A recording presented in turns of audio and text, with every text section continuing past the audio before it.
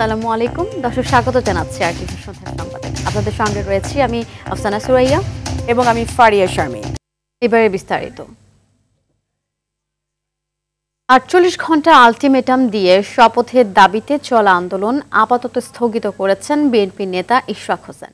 সরকারের পদক্ষেপের উপর ভিত্তি করে পরবর্তী সিদ্ধান্ত নেওয়া হবে বলে জানান তিনি। এর আগে মেয়র হিসেবে ইশরাককে শপথ না পড়ানোর নির্দেশনা চেয়ে করা রিট খারিজ করে দিয়েছে হাইকোর্ট। ফলে শপথ পড়াতে বাধা নেই বলে জানান তার আইনজীবী। তবে হাইকোর্টের আদেশের বিরুদ্ধে আপিল করবে বলে জানান প্রতিপক্ষ।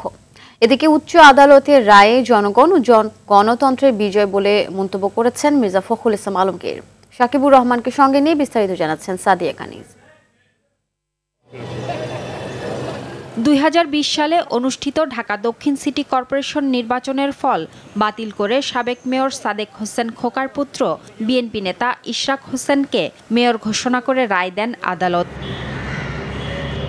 নির্বাচনী ট্রাইব্যুনালের রায়ে ইশরাককে দক্ষিণ সিটির মেয়র নির্বাচিত করা হয়। পরে গেজেট দেয় নির্বাচন কমিশন। নির্বাচনী ট্রাইব্যুনালের রায় ও শপথ নিয়ে ১৪ মে হাইকোর্টে রিট করা হয়। বৃহস্পতিবার রিটটি খারিজ করে আদালত। ইশরাকের আইনজীবীরা বলেন, মেয়র পদে তাকে শপথ পড়াতে বাধা থাকলো না। মহামান্য হাইকোর্ট ডিভিশন বলেছে এই মামলাটা এসেছে ট্রাইব্যুনাল থেকে। কেউ যদি ক্ষতিগ্রস্ত হয়ে থাকে, যদি সে আপিলের ট্রাইব্যুনাল আছে সেখানে যেতে পারে। ফলে ইশরাকের শপথ নেওয়ার আর কোনো বাধা রইল না। তো আজকে এটা প্রমাণিত হয়েছে যে আইনি প্রক্রিয়ায় ইশরাক সাহেবকে মেয়র হিসাবে শপথ নিতে এই সংশ্লিষ্ট মন্ত্রণালয়ের আর কোনো বাধা থাকলো না। তবে হাইকোর্টের আদেশের বিরুদ্ধে আপিল করার কথা জানিয়ে রিটকারী আইনজীবী জানান, আপিল নিষ্পত্তি না হওয়া পর্যন্ত শপথ পড়ানো যাবে না। আমরা উচ্চতর আদালতে যাব, মহামান্য আপিল বিভাগে আমরা আপিল ফাইল করব। থাইল্যান্ডে চিকিৎসাধীন বিএনপি মহাসচিব আশা করেন, ইশরাক হোসেনের শপথ পড়াতে স্থানীয় সরকার মন্ত্রণালয় দ্রুত ব্যবস্থা নেবে। গণতন্ত্রের বিজয় হলো। আমি আশা করব যে মন্ত্রণালয় এখন আর কোনো সমস্যা তৈরি না করে দ্রুত তারা ইশরাকের শপথের ব্যবস্থা করবেন। এদিকে দুই উপদেষ্টার পদত্যাগ ও ইশরাক হোসেনকে মেয়রের দায়িত্ব বুঝিয়ে দিতে কাকরাইল মসজিদের সামনে ও মৎস্য ভবনের সামনে বৃহস্পতিবার সকাল থেকে অবস্থান নিয়ে বিক্ষোভ করে ইশরাক সমর্থকরা। অন্তর্বর্তীকালীন সরকারের উপদেষ্টা আসিফ মাহমুদের আমরা পদত্যাগ দাবি করছি। যতক্ষণ পর্যন্ত আমাদের বিজয়ের কাঙ্ক্ষিত লক্ষ্য অর্জন না হবে ততক্ষণ পর্যন্ত আমরা ঘরে ফিরে যাব না। এতে আশপাশের সড়কে যান চলাচল স্থবির হয়ে পড়ে। বৃষ্টি উপেক্ষা করেই চলে নবম দিনের অবস্থান কর্মসূচি। এ অবস্থায় বিকেলে কাকরাইলে আন্দোলনে যোগ দিয়ে অন্তর্বর্তী সরকারকে ৪৮ ঘন্টা পর্যবেক্ষণের সময় বেঁধে দিয়ে আন্দোলন আপাতত স্থগিত করেন ইশরাক হোসেন। আমরা আশা রাখব যে বর্তমান অন্তর্বর্তীকালীন সরকার আর একদিনও কালক্ষেপণ না করে অবিলম্বে আদালতের রায় বাস্তবায়ন করার মাধ্যমে তাদের আগামী দিনের এজেন্ডা সেটা জনগণের কাছে ফুটিয়ে তুলে ধরবেন। প্রথম যে দাবিটি করেছিলাম যে ছাত্র প্রতিনিধি সহ অন্যান্য প্রতিনিধিদের পদত্যাগ করতে হবে, সেটা কিন্তু পরিবর্তন হবে না। সরকারের কর্মকাণ্ডের উপর ভিত্তি করে পরবর্তী কার্যক্রমের নির্দেশনা আসবে বলে জানান তিনি। সাদিয়া কানিজ, আরটিভি, ঢাকা। ডিসেম্বরের মধ্যে নির্বাচন আয়োজনে অবিলম্বে রোড ম্যাপ ঘোষণা না করলে বিএনপির পক্ষ থেকে সরকারকে সহযোগিতা অব্যাহত রাখা কঠিন হয়ে পড়বে বলে জানিয়েছেন বিএনপির স্থায়ী কমিটির সদস্য খন্দকার মোশাররফ হোসেন। নির্বাচনের আয়োজন না করে কোনো মহলের রাজনৈতিক ফায়দা হাসিলের এজেন্ডা বাস্তবায়নই যেন সরকারের প্রধান কাজ বলেও মন্তব্য করেন তিনি। বিএনপি নেতারা বলছেন, ক্ষমতাসীনরা বিএনপির পায়ে পা লাগিয়ে বিবাদ সৃষ্টি করতে চাচ্ছে। জানাচ্ছেন রুদ্র রফিক। গুলশানে বিএনপি চেয়ারপারসনের দলীয় কার্যালয়ে দলের স্থায়ী কমিটির পক্ষ থেকে জরুরি সংবাদ সম্মেলনের আয়োজন করা হয়। 2024-এর জুলাই-আগস্টের রক্তাক্ত সংবাদ সম্মেলনের সমসাময়িক নানা বিষয়ে দলের পক্ষ থেকে বক্তব্য তুলে ধরেন বিএনপির স্থায়ী কমিটির সদস্য খন্দকার মোশাররফ হোসেন। বলেন, নতুন একটি রাজনৈতিক দলের সদস্যদের উপদেষ্টা পরিষদে উপস্থিতি সরকারের নির্দলীয় নিরপেক্ষতাকে প্রশ্নবিদ্ধ করছে।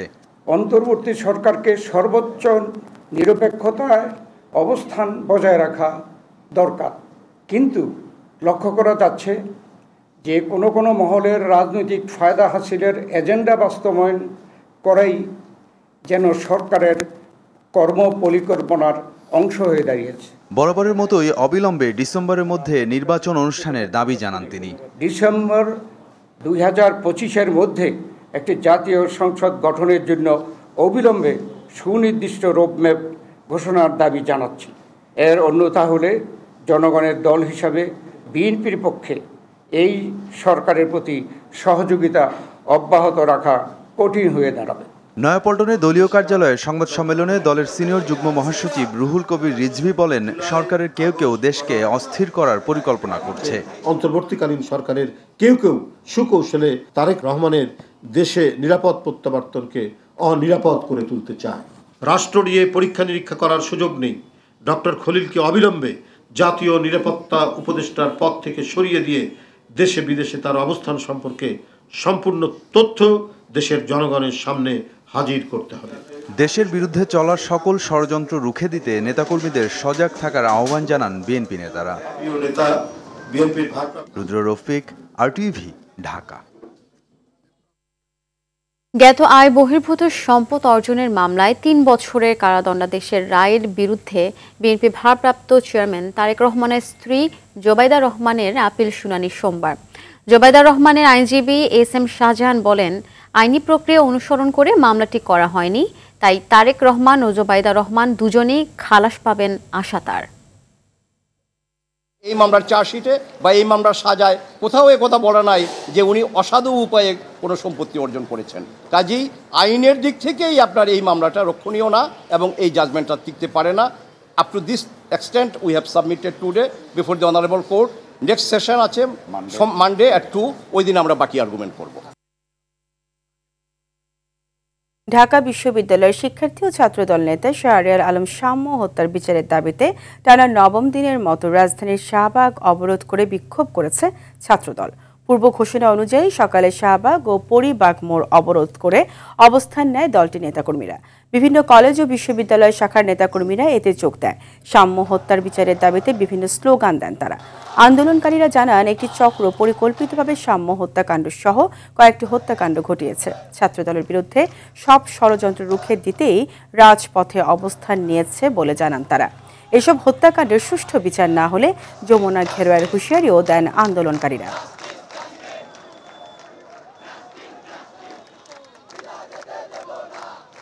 তদন্ত চলছে, আমরা তদন্তের উপর আস্থা রাখতে চাই, কিন্তু আমরা মনে করছি এটি পরিকল্পিত রাজনৈতিক হত্যাকাণ্ড হলেও হতে পারে। রোদ বৃষ্টি ঝড় উপেক্ষা করে আমরা আমাদের সহযোদ্ধার বিচারের দাবিতে রাজপথে অবস্থান করছি। নিরাপদ ক্যাম্পাস হবে, একটা নিরাপদ বাংলাদেশ হবে, সেই লক্ষ্যে মানুষ আন্দোলন করেছিল। মানুষের সেই আকাঙ্ক্ষা প্রত্যাশা পূরণ করতে এই সরকার ব্যর্থ হয়েছে। এই মামলা ডিবিতে হস্তান্তর করা হয়েছে। তারা নিজেরাই কনফিউজড যে এখানে সিসি ক্যামেরা ছিল না, ফুটেজ পাচ্ছে না, এবং তারা এটা কীভাবে তৎকালীন সময়ে যদি শাহবাগ থানা পুলিশ দ্রুততম সময়ে পুরো এলাকায় রেড দিত কিংবা প্রশাসন এত তৎপর হতো, তাহলে হয়তো গ্রেপ্তার হতো তাদের যে ভাষ্য। 2008 সালের জাতীয় নির্বাচনে শেখ হাসিনার হলফনামায় সম্পদের তথ্য গোপন করার প্রমাণ পেয়েছে দুর্নীতি দমন কমিশন। সংস্থাটির চেয়ারম্যান আব্দুল মোমেন জানান, নির্বাচনী বিধিমালা লঙ্ঘন করায় তার প্রার্থিতা থাকার সুযোগ ছিল না। এ বিষয়ে ব্যবস্থা নিতে নির্বাচন কমিশনকে চিঠি দিয়েছে তারা। একই সঙ্গে দুদক তার বিরুদ্ধে আইনি পদক্ষেপ গ্রহণ করবে বলেও জানান দুদক চেয়ারম্যান। তিনি বলেন, 2008 সালের নির্বাচনে 1,75,000 টাকার স্থাবর সম্পদ এবং 3,47,00,000 টাকার অস্থাবর হিসাব দাখিল করেন। অনুসন্ধানে উঠে এসেছে, শেখ হাসিনার তৎকালীন সময় স্থাবর সম্পদ ছিল 33,66,000 টাকা আর অস্থাবর সম্পদ 5,18,00,000 টাকা। সব মিলিয়ে 2,03,00,000 টাকার বেশি সম্পদের তথ্য গোপন করার প্রমাণ মিলেছে দুদকের অনুসন্ধানে। হলফনামায় প্রদত্ত তথ্য এবং বাস্তবে প্রাপ্ত তথ্যের মধ্যে বিশাল ব্যবধান। দুর্নীতি দমন কমিশন যখন কাজ করে, নির্বাচনী বিধিমালায় যা করণীয় নির্বাচন কমিশন তা করবে। তবে সাধারণভাবে আমরা যেটা বুঝতে পারি যে এতে প্রার্থিতা পদ বহাল থাকার কোনো কারণ নেই। মানিকগঞ্জে 2 মামলায় সাবেক সংসদ সদস্য ও কণ্ঠশিল্পী মমতাজ বেগমের 6 দিনের রিমান্ড মঞ্জুর করেছেন আদালত। সকালে মানিকগঞ্জ চিফ জুডিশিয়াল আদালত 1-এর বিচারক মোহাম্মদ আব্দুল নূর সিংগাইর উপজেলার হত্যা মামলার 4 দিনের রিমান্ড মঞ্জুর করেন। এরপর চিফ জুডিশিয়াল আদালত 3-এর বিচারক আইভি আক্তার হরিরামপুর থানার হামলা, মারধর ও ভাঙচুরের মামলায় 2 দিনের রিমান্ড মঞ্জুর করেন। এদিকে আদালত কার্যক্রম শেষে প্রিজন ভ্যানে নেওয়ার সময় বিএনপি সমর্থিত নেতাকর্মীরা তাকে উদ্দেশ্য করে ডিম নিক্ষেপ করে। এর আগে গাজীপুরের কাশিমপুর হাই সিকিউরিটি কেন্দ্রীয় কারাগার থেকে তাকে আদালতে আনা হয়।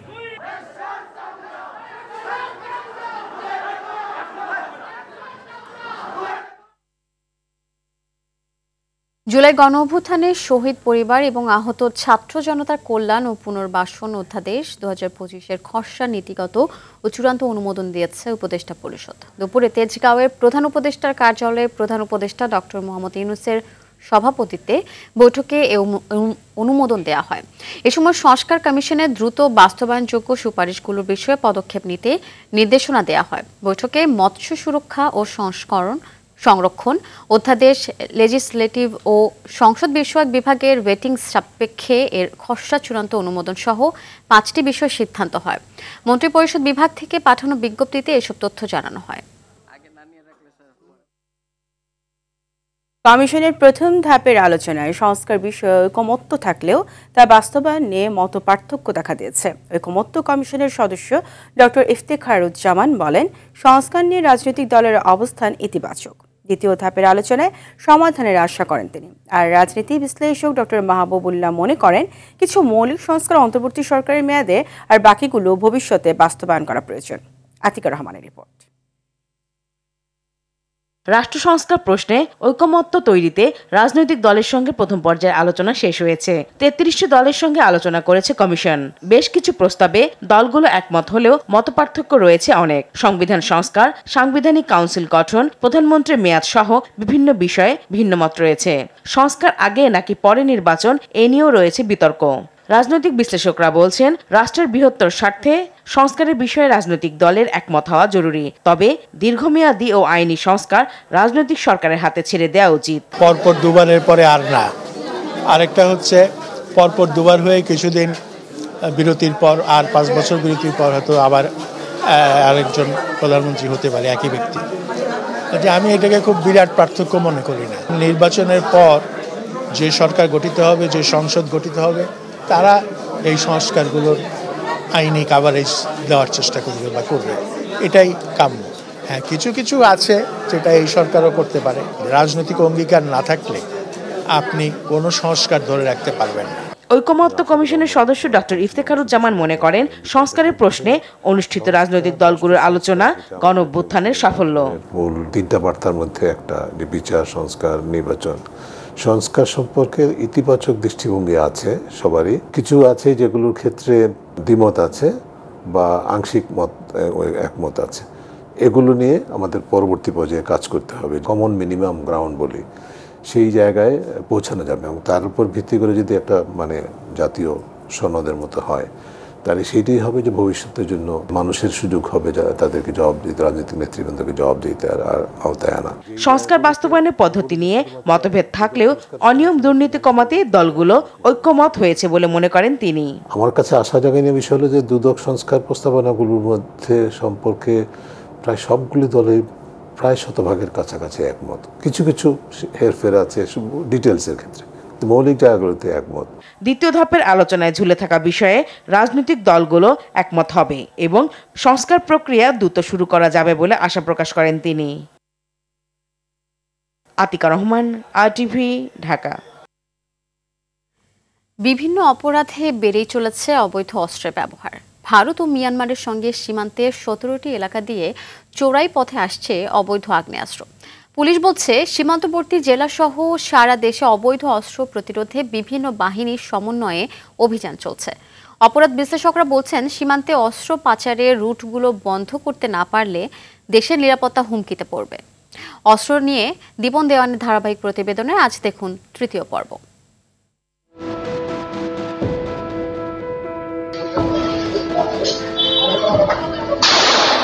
5 আগস্টের পর আইনশৃঙ্খলা পরিস্থিতি কিছুটা নাজুক হলে প্রকাশ্যে বেড়ে যায় অস্ত্রের ব্যবহার। কিশোর গ্যাং সহ নানা শ্রেণীর অপরাধীরা দাপটের সঙ্গে ব্যবহার করে অস্ত্র। ছিনতাই, চাঁদাবাজি, ফুটপাত দখল, আধিপত্য বিস্তার, রাজনৈতিক বিরোধ কিংবা সামান্য দ্বন্দ্ব, প্রায় সব ক্ষেত্রেই আগ্নেয়াস্ত্র ও দেশীয় অস্ত্র ব্যবহার করা হচ্ছে। তথ্য বলছে ভারত ও মিয়ানমার সীমান্তে রয়েছে উত্তেজনা। এর পাশাপাশি সীমান্ত এলাকায় আরাকান আর্মির তৎপরতাও সুবিধা এনে দিয়েছে অবৈধ অস্ত্র ব্যবসায়ীদের, যার প্রমাণ মেলে সাম্প্রতিক সময়ে আইন শৃঙ্খলা বাহিনীর অবৈধ অস্ত্র উদ্ধারে। অভিযানে রাইফেল, এলজি, পিস্তল সহ বিভিন্ন অস্ত্র ও গোলাবারুদ উদ্ধার হচ্ছে। পুলিশের এআইজি এনামুল হক সাগর বলেন, পুলিশের লুট হওয়া অস্ত্রের ব্যাপারে অভিযান চলছে। সীমান্তবর্তী জেলাগুলোতে যেন আমরা দেখে থাকি যে অন্যান্য যে সমস্ত আমাদের সংস্থা রয়েছে তাদের সাথে কিন্তু একটি সুসমন্বয়ের মাধ্যমে কিন্তু ওই জেলাগুলোতে কিন্তু আমাদের বিভিন্ন ধরনের কার্যক্রম পরিচালিত হয়ে থাকে। আমাদের পক্ষ থেকে ওই সীমান্তবর্তী জেলাগুলোতে কিন্তু বিশেষভাবে সতর্ক আমরা সবসময় থাকি, যাতে অবৈধ অস্ত্র যেটি বললেন বা মাদক যেটি বললেন, এটি যাতে সর্বাত্মক কারণে এটি প্রতিরোধ করা যায়। অপরাধ বিশ্লেষকদের মতে সীমান্ত এলাকায় নজরদারির অভাবে দেশে অবৈধ অস্ত্র ঢুকছে। আমাদের চারদিকে প্রায় ভারতের সীমান্ত, তারপর ওদিকে মিয়ানমারের সীমান্ত, এখান দিয়ে খুব সহজে অবৈধ অস্ত্র চলে আসে। আরেকটা হচ্ছে যে আমাদের 120 কিলোমিটারের বেশি হচ্ছে আপনার সমুদ্র, সেই সমুদ্র কিন্তু বেশিরভাগ সমুদ্র সীমান্ত কিন্তু অরক্ষিত। এই অবৈধ অস্ত্র যেটা, সেটা কিন্তু আপনার এই সমস্ত সীমান্ত দিয়ে আসে এবং সেইটা দিয়ে কিন্তু আপনার অপরাধগুলো হয়। হ্যাঁ, তো সেইটা নিয়ন্ত্রণ করার জন্য কিন্তু আপনার ব্যবস্থাটা দরকার। স্থল বা সমুদ্র সীমায় কঠোর নজরদারি করতে না পারলে অবৈধ অস্ত্রের অবাধ প্রবেশ ঠেকানো সম্ভব নয় বলেও মনে করেন সংশ্লিষ্টরা। দীপন দেওয়ান, RTV, ঢাকা। আসন্ন ঈদ উল আজহা উপলক্ষে দ্বিতীয় দিনের মতো ট্রেনের অগ্রিম টিকিট বিক্রি শুরু করেছে বাংলাদেশ রেলওয়ে। সকাল 8টায় পশ্চিমাঞ্চলের টিকিট বিক্রি শুরু হয়েছে, আর দুপুর 2টায় শুরু হয়েছে পূর্বাঞ্চলের টিকিট বিক্রি। আজ বিক্রি হচ্ছে 1 জুনের টিকিট। আগামী 27 মে পর্যন্ত দেওয়া হবে আগাম টিকিট। এছাড়া ঈদের ফিরতি যাত্রার টিকিট বিক্রি শুরু হবে 30 মে থেকে। এদিন দেওয়া হবে 9 জুনের টিকিট। এবারও অনলাইনে শতভাগ টিকিট বিক্রি করছে রেলওয়ে। টিকিট ছাড়ার কয়েক মিনিটের মধ্যেই বিক্রি হয়ে গেছে সব।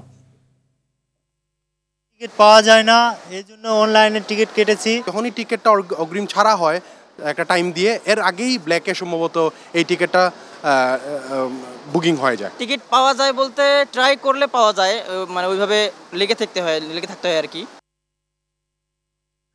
পবিত্র ঈদ উল আজহা উপলক্ষে ভ্রাম্যমাণ ট্রাকে ভোজ্য তেল, চিনি ও মসুর ডাল বিক্রি করবে সরকারি সংস্থা ট্রেডিং কর্পোরেশন অফ বাংলাদেশ।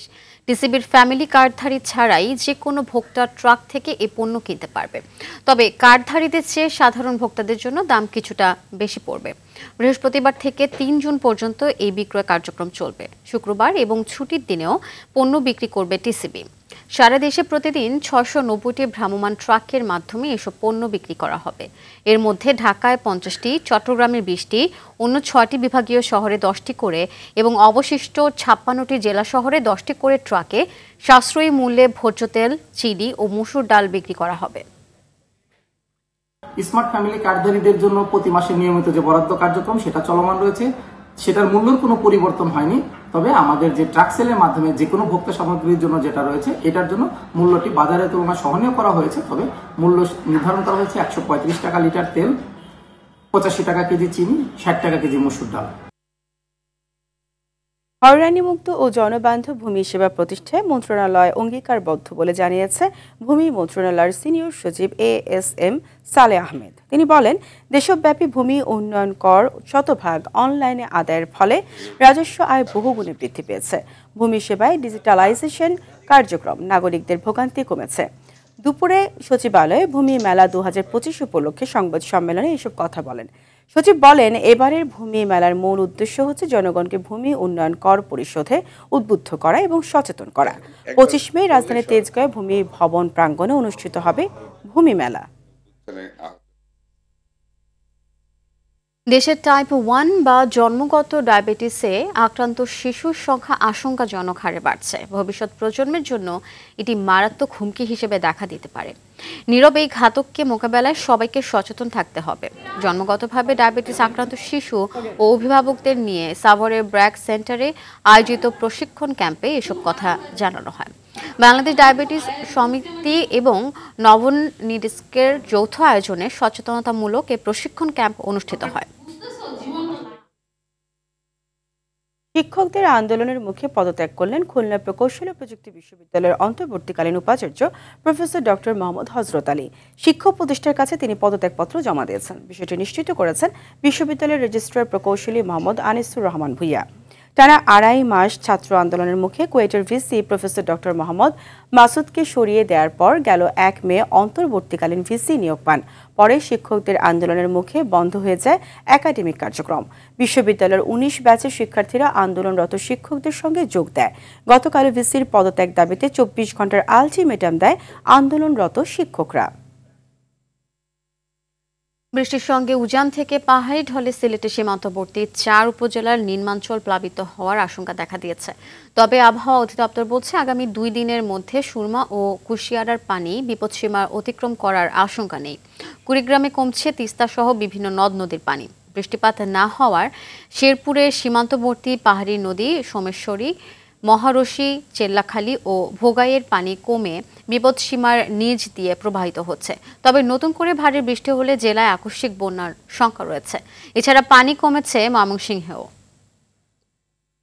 বড় পরিসরে আধুনিক ও উন্নত গ্রাহক সেবা দিতে মার্কেন্টাইল ব্যাংকের স্টিল মিল উপশাখায় স্থানান্তরিত হয়েছে নতুন ঠিকানায় এবং কার্যক্রম শুরু করেছে। ব্যাংকের ব্যবস্থাপনা পরিচালক মতিউল হাসান প্রধান কার্যালয় থেকে ভার্চুয়ালি যুক্ত হয়ে সকালে নতুন ঠিকানা উদ্বোধন করেন।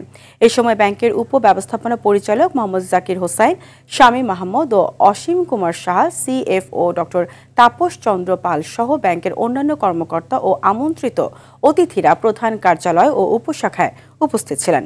স্টিল মিল উপশাখার নতুন ঠিকানা চট্টগ্রাম ইপিজেড এলাকার নারিকেল তলার আলী বিল্ডিংয়ে। ওয়ালটন হোম ও কিচেন অ্যাপ্লায়েন্সের ব্র্যান্ড অ্যাম্বাসেডর হয়েছেন অভিনেত্রী জয়া আহসান। সম্প্রতি রাজধানীতে ওয়ালটন কর্পোরেট অফিসে আনুষ্ঠানিকভাবে ব্র্যান্ড অ্যাম্বাসেডর হিসেবে চুক্তিবদ্ধ হন তিনি। দেশের শীর্ষ প্রতিষ্ঠান ওয়ালটন হাইটেক ইন্ডাস্ট্রিজ পিএলসির পক্ষে চুক্তিতে সই করেন ওয়ালটন হাইটেকের additional managing director Nazrul Islam সরকার।